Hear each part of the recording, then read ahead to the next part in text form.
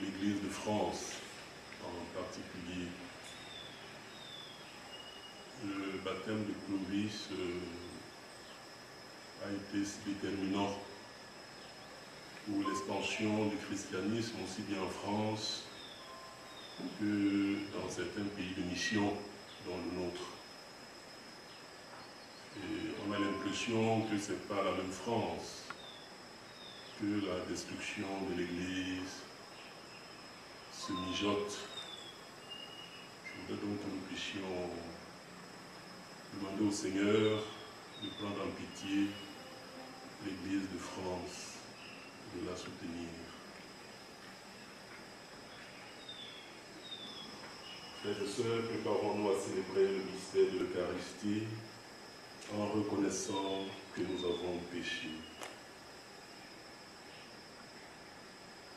Je confesse à Dieu Tout-Puissant. Je reconnais devant vous, frères et sœurs, que j'ai péché en pensée, en parole, par action et par omission. Oui, j'ai vraiment péché. C'est pourquoi je supplie la bienheureuse Vierge Marie, les anges et tous les saints, et vous aussi, mes frères et sœurs, de prier pour moi, le Seigneur notre Dieu. Que Dieu Tout-Puissant nous fasse miséricorde, qu'il nous pardonne nos péchés et nous conduise à la vie éternelle. Amen.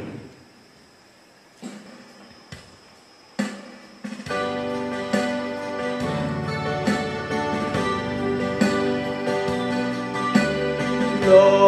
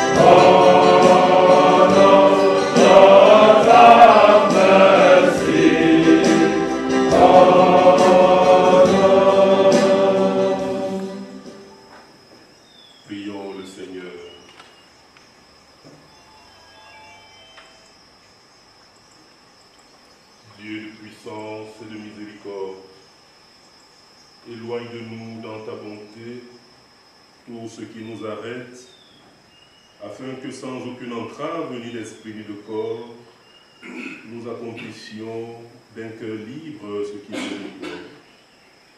Par Jésus-Christ, ton Fils, notre Seigneur, qui vit et règne avec toi dans l'unité du Saint-Esprit, Dieu pour les siècles des siècles.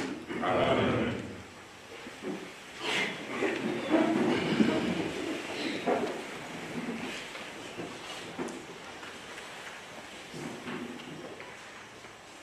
Lecture de la lettre de Saint Paul apôtre à Tite.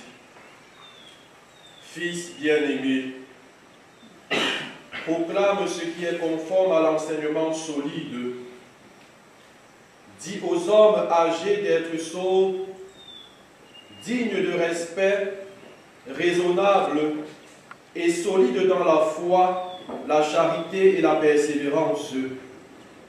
Quant aux femmes âgées, dis-leur de mener une vie sainte, de ne pas dire du mal des autres, de ne pas être esclaves de la boisson, de donner de bons conseils. Qu'elles apprennent aux jeunes femmes à aimer leurs maris et leurs enfants, à être raisonnables et pures, bonnes ménagères, aimables, soumises chacune à son mari, afin que la parole de Dieu ne soit pas exposée au mépris. Exhorte aussi les jeunes à être raisonnables en toutes choses. Toi-même, sois un modèle dans ta façon de bien agir. Par le sérieux et la pureté de ton enseignement, par la solidité inattaquable de ta parole, pour la plus grande confusion de l'adversaire qui ne trouvera aucune critique à faire sur nous. La grâce de Dieu s'est manifestée pour le salut de tous les hommes. C'est elle qui nous apprend à rejeter le péché et les passions d'ici-bas, pour vivre dans le monde présent en homme raisonnable, juste et religieux, et pour attendre le bonheur que nous espérons avoir quand se manifestera la gloire de Jésus-Christ, notre grand Dieu et notre Sauveur.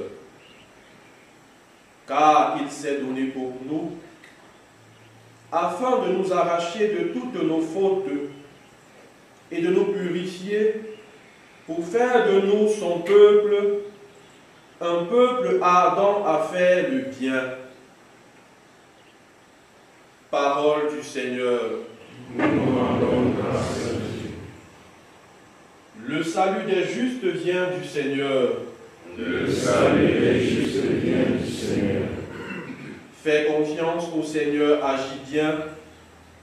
Habite la terre et reste fidèle. Mets ta joie dans le Seigneur. Il comblera les désirs de ton cœur. Le salut des justes vient du Seigneur. Il connaît les jours de l'homme intègre, qui recevra un héritage impérissable.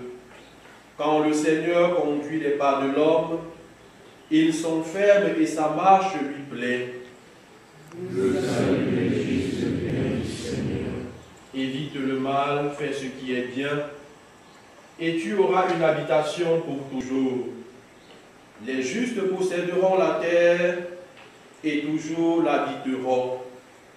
Le salut des justes vient du Seigneur. Le salut des justes vient du Seigneur. Le salut des justes vient du Seigneur.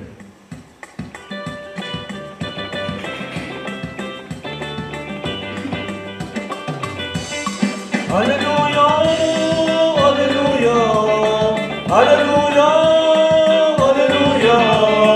Acclamez-moi ta foi, Alléluia. Acclamez-moi ta foi, Alléluia. Amen.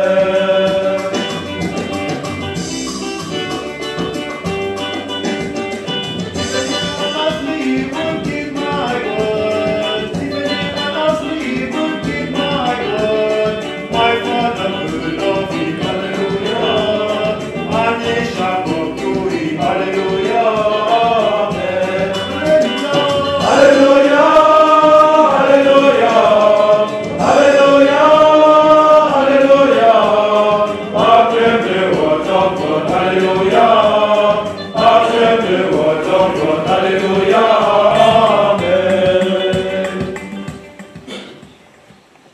Le Seigneur soit avec vous. Et avec vos esprits. Évangile de Jésus-Christ selon Saint Luc.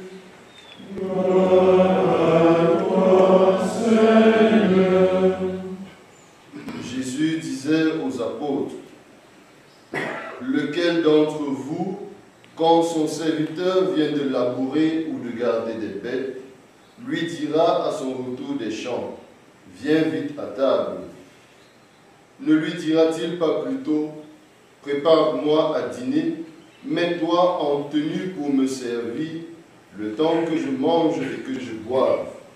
Ensuite, tu pourras manger et boire à ton tour. Sera-t-il reconnaissant envers ce serviteur d'avoir exécuté ses ordres? De même, vous aussi. Quand vous aurez fait tout ce que Dieu vous a commandé, dites-vous, nous sommes des serviteurs quelconques, nous n'avons fait que notre devoir.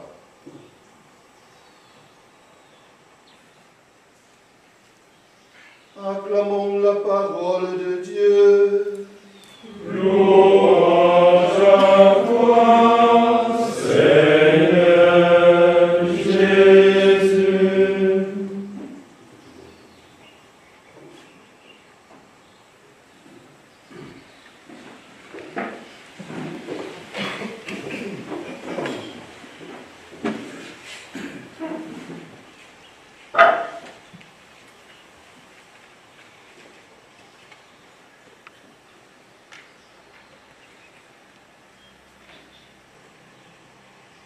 Nous sommes des serviteurs quelconques.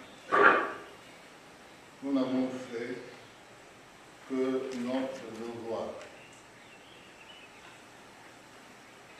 Excellence, chers confrères dans la plénitude du sacerdoce, révérends confrères dans le sacerdoce ministériel, chers frères et sœurs dans le sacerdoce commun, bien-aimés de Dieu. Combien d'entre nous, lorsque nous faisons une bonne action, cherchons une récompense, surtout dans notre monde qui est guidé par la dictature de l'argent et du matériel.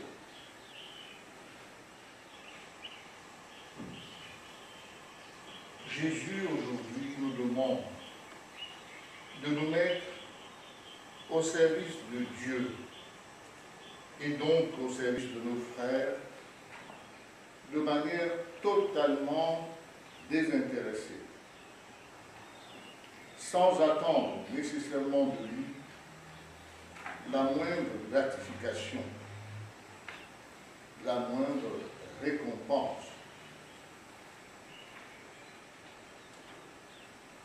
Il s'agit de servir généreusement et gratuitement, comme d'ailleurs le mendier le fait, sans s'honorer d'avoir donné des mangues à manger aux hommes.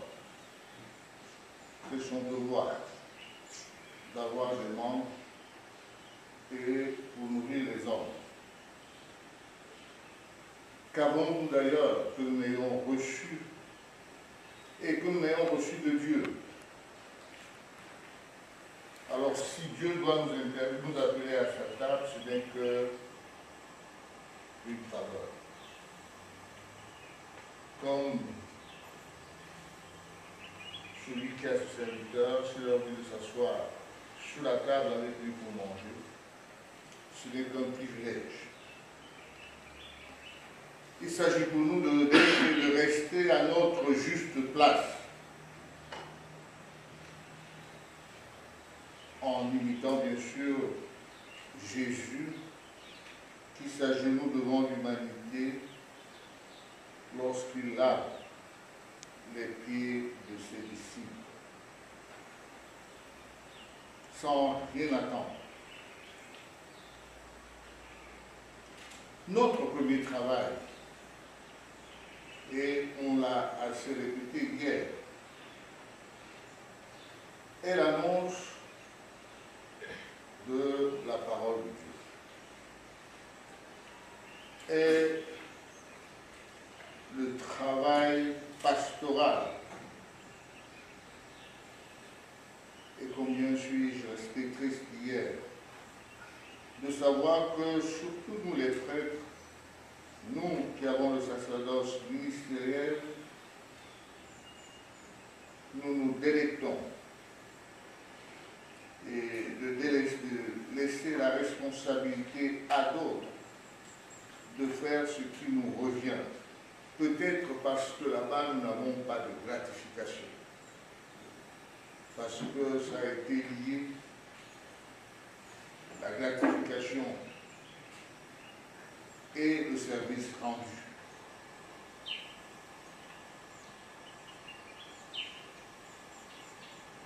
Nous avons la responsabilité d'annoncer la bonne nouvelle. La catéchèse ne peut être totalement abandonnée au catéchisme. Si la tête du train s'arrête,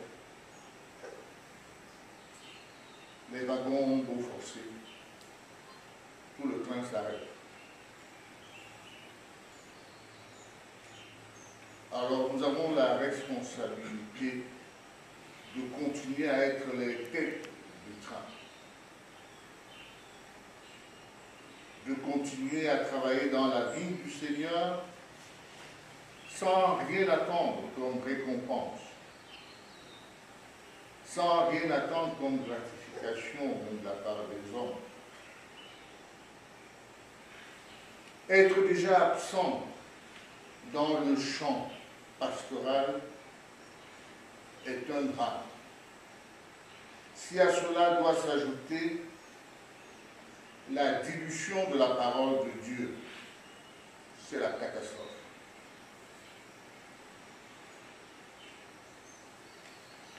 Dans la première lecture, nous avons suivi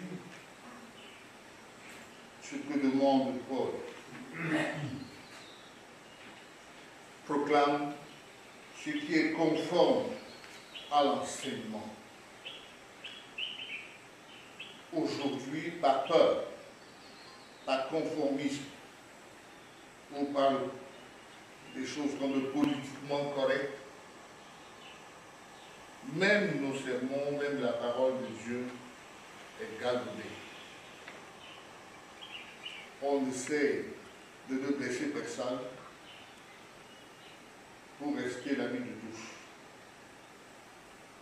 Nos fidèles alors sont perdus et souvent se plaignent de plus en plus de tous ces changements qu'ils voient dans l'Église et se posent la question si c'est encore la même Église.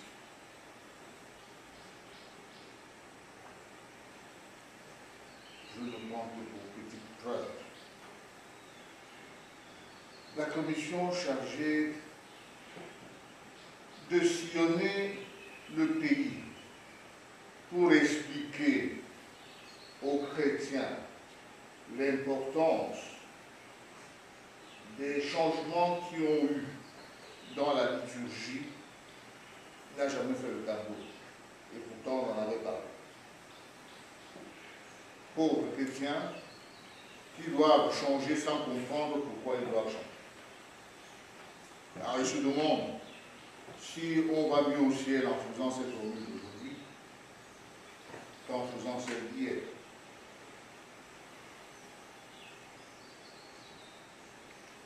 Ce qui était hier comme vérité ferme de foi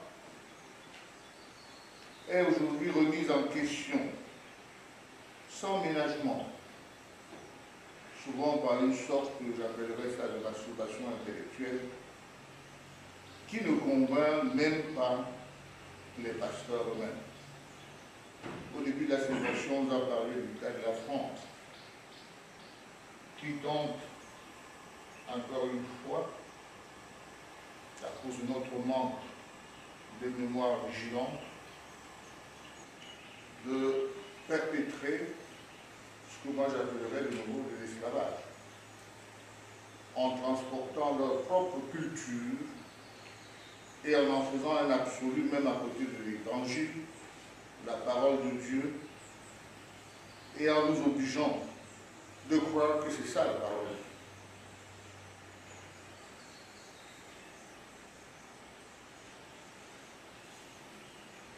Proclame ce qui est conforme à l'enseignement. Nous disons aujourd'hui que les relations contre nature, je ne veux pas citer les mots,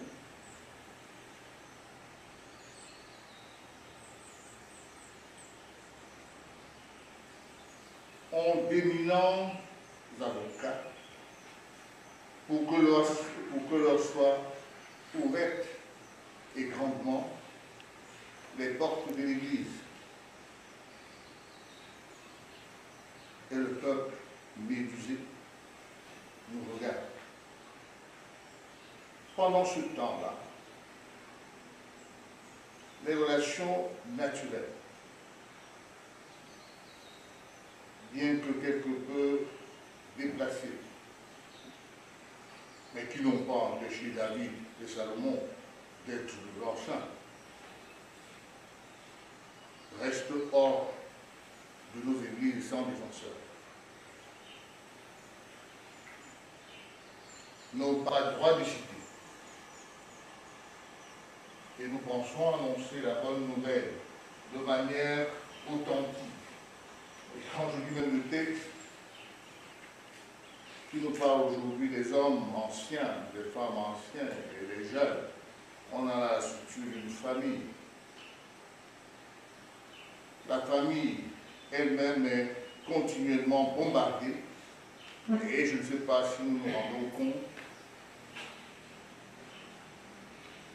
que c'est à partir du moment où le passage du peuple de Dieu à la famille de Dieu du synode sur l'Afrique que le bombardement des familles a pris de l'ampleur. Parce qu'il faut détruire la famille naturelle. Les prédications, comme je disais, sont de plus en plus contrôlées pour respecter cette ligne. Notre morale familiale traditionnelle est évincée. Toi-même, sois en paix. Est-ce que nous, ministres,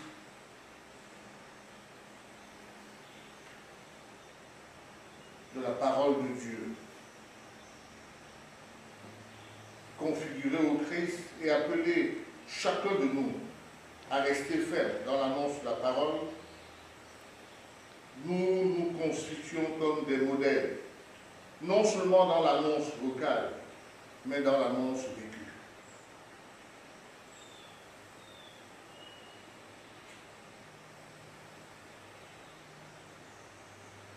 J'aurais souhaité encore qu'on approfondisse dans nos rencontres ce synode, cette marche ensemble, la synodalité, et voir quelle est la direction que nous, Africains, nous, la province ecclésiastique de Douala, nous donnons, quel sens nous donnons à cette marche ensemble. Je vois les Allemands ont déjà répondu à Rome, et ça a fait beaucoup de bruit. Mais on a l'impression que cette marche synodale risque de nous faire accepter toutes les différences, respecter autrui, c'est-à-dire ne pas lui dire que la voie que tu prends n'est pas bonne, cohabiter pacifiquement, même si c'est avec le démon. Non, nous avons le devoir de revenir sur notre première mission, l'annonce fidèle de la parole de Dieu. Que ce soit accepté par les autres ou pas, nous avons le devoir d'annoncer la parole de Dieu, et rien que la parole de Dieu, sans la galvauder, sans trouver de faux fuyants. Nous devons défendre ce qui constitue notre pastoral, L'autre jour, on m'a téléphoné pour me dire on viendra faire la messe écuménique. Pour l'accident de train. Et quand on essaie de leur expliquer que ce mot-là n'existe pas, ou ce concept qu'ils disent de cette manière-là, ce n'est pas le contenu qu'il doit avoir, et vous dites, mais ça se fait ailleurs, non? Ben, je croyais que l'écuménisme, c'est entre nous les chrétiens. Et que quand on amène les islamistes et tout le monde là, ça ne peut être interreligieux. Mais parce que nous-mêmes, nous avons relâché la garde, nous avons baissé notre garde et acceptons tout ce qu'on nous dicte aujourd'hui de l'extérieur. Le peuple nous regarde et il est souvent fermé. Puisse le Seigneur nous donner la grâce de revenir sur nos fondamentaux, comme disait le Père hier, que nous trouvions même une année, effectivement, où les prêtres reprennent en main la catéchèse eux-mêmes. Pas en excluant les autres, bien sûr, mais avec les autres. Pour que l'annonce de la parole de Dieu soit faite en toute fidélité.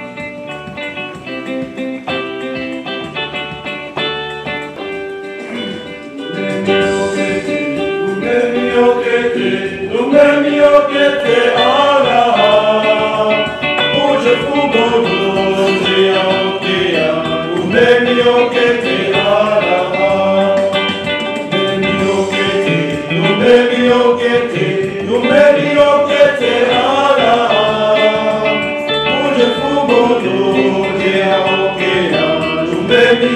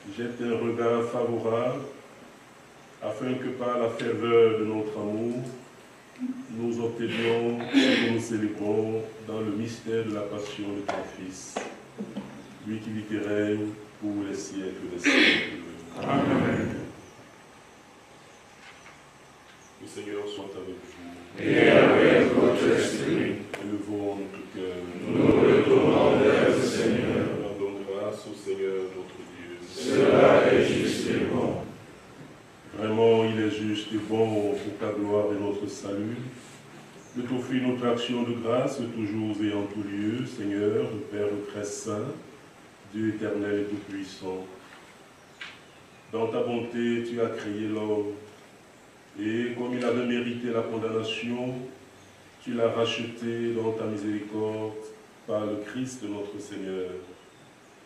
Par lui, les anges célèbrent ta grandeur, et les esprits bienheureux adorent ta gloire. Par lui s'inclinent devant toi les puissances d'en haut, et tressaillent d'une même allégresse les innombrables créatures des cieux. À leur hymne de louange, laisse-nous joindre nos voix pour chanter et proclamer.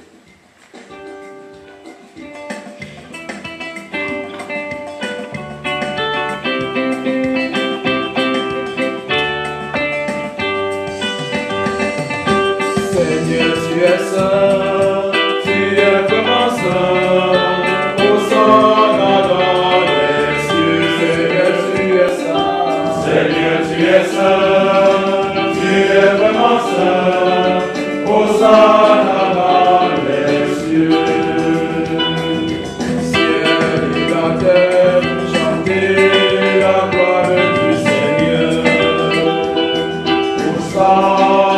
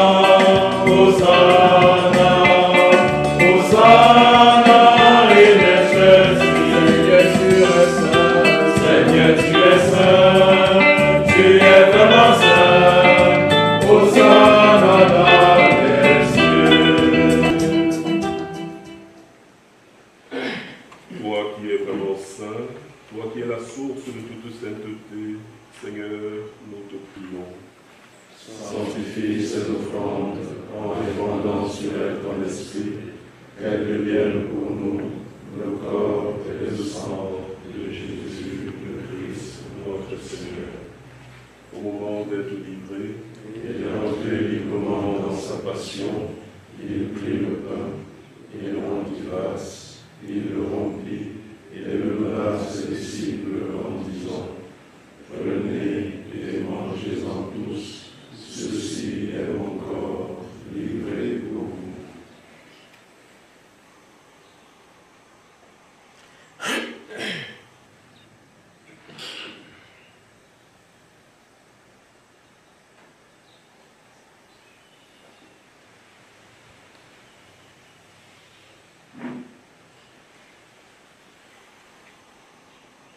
de même.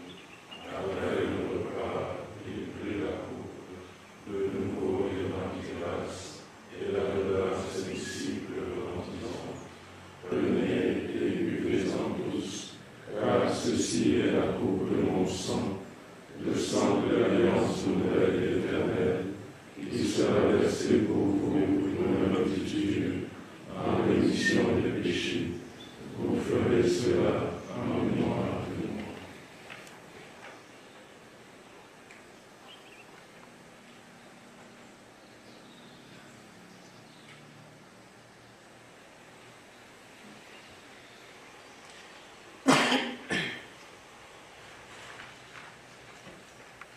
Il est grand le mystère de la foi. Nous annonçons qu'avant Seigneur Jésus, nous proclamons ta résurrection, nous attendons ta venue à la gloire.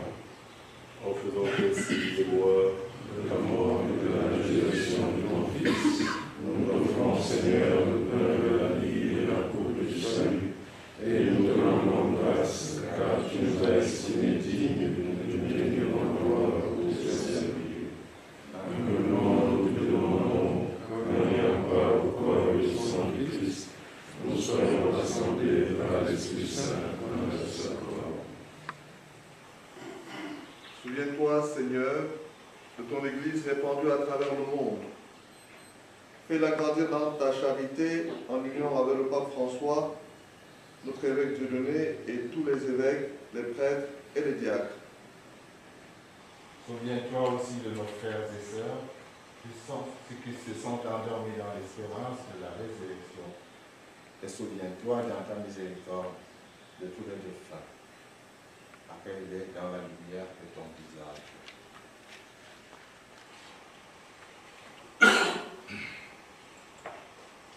Sur nous tous enfin, nous implorons ta bonté. Permets qu'avec la Vierge Marie, la bienheureuse Mère de Dieu, avec Saint Joseph, son époux, les apôtres et tous les saints qui ont fait ta joie au long des âges, nous ayons part à la vie éternelle, que nous chantions ta louange et ta gloire par ton Fils Jésus le Christ.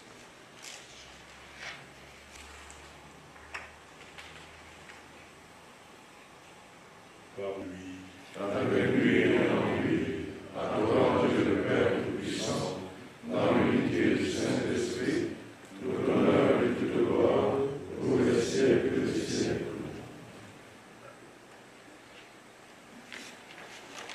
Comme nous l'avons appris du Sauveur et selon son commandement, nous osons dire, notre Père, qui es aux cieux, que ton nom soit sanctifié, que ton règne vienne, que ta volonté soit faite sur la terre comme au ciel. Donne-nous aujourd'hui notre pain de ce jour. Pardonne-nous nos offenses, comme nous pardonnons aussi à ceux qui nous ont offensés. Et ne nous laisse pas entrer en tentation, mais délivre-nous du mal. délivre-nous de tout mal, Seigneur, et donne la paix à notre temps. Soutenus par ta miséricorde, nous serons libérés de tout péché, à l'abri de toute épreuve, nous qui attendons que se réalise cette bienheureuse espérance, l'avènement de Jésus-Christ, notre Sauveur.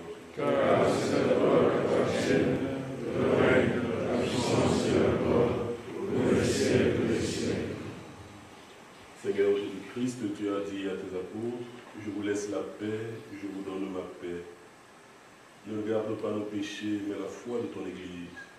Pour que ta volonté s'accomplisse, donne-lui toujours cette paix et conduis-la vers l'unité parfaite, toi qui vis et règnes pour les siècles des siècles. Amen.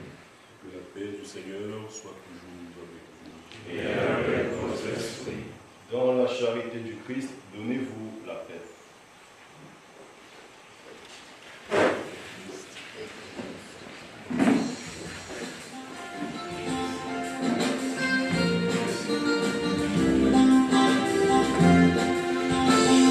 Agnus Dei, qui tollis peccata mundi, miserere nobis. Agnus Dei, qui tollis peccata mundi,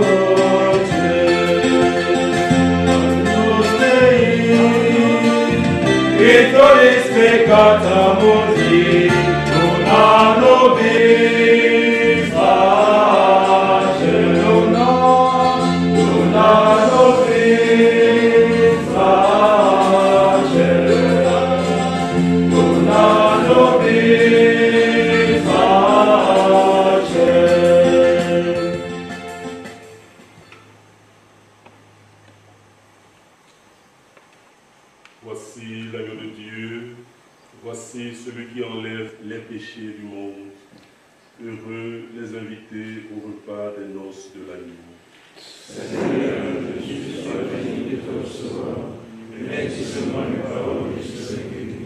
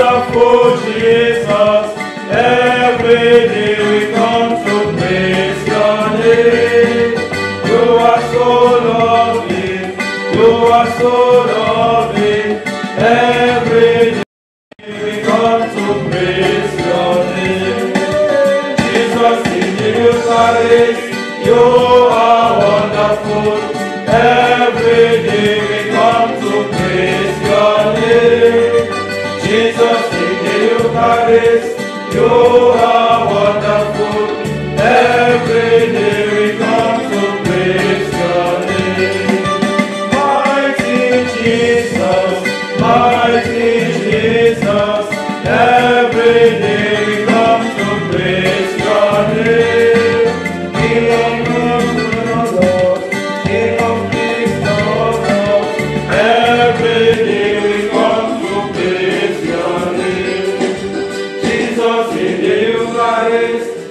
You are wonderful. Every day we come to praise your name. Jesus, we give you praise. You are wonderful. Every day we come to praise your name.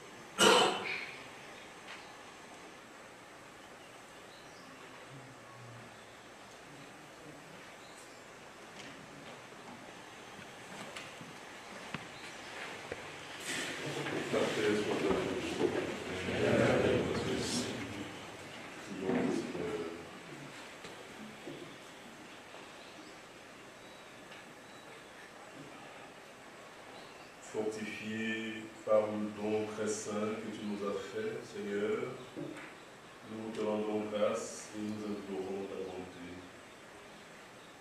Que par le don de ton esprit, ceux qui ont reçu la force d'en haut aient la grâce de persévérer dans la droiture. Par le Christ, notre Seigneur. Amen. La paix soit avec vous. Et avec votre esprit. Que de tout-puissant vous bénisse, le Père, le Fils et le Saint-Esprit. Amen. À Allez dans la paix du Christ. Nous rendons grâce à Dieu.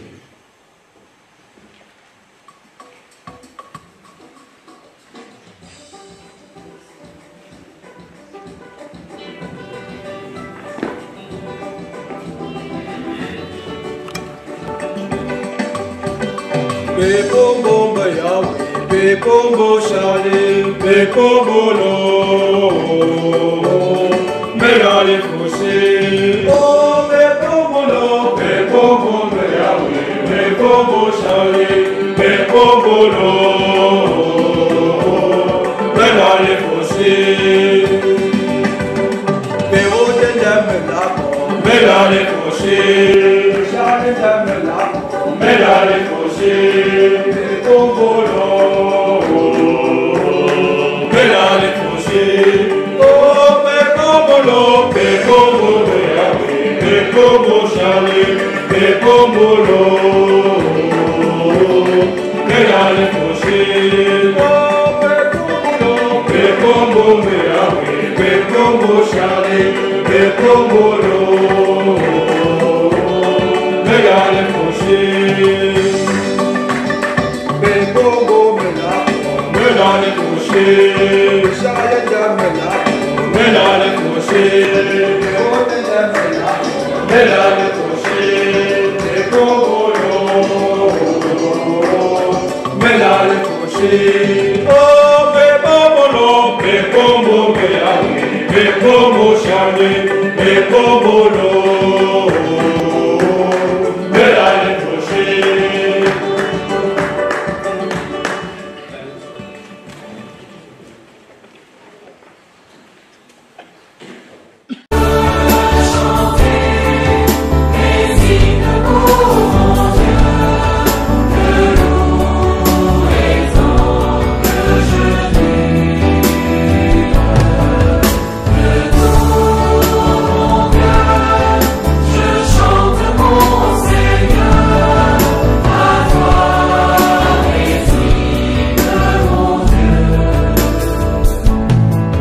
Voici venu, Seigneur, pour faire ta volonté. Je te donne tout mon cœur, mon Sauveur.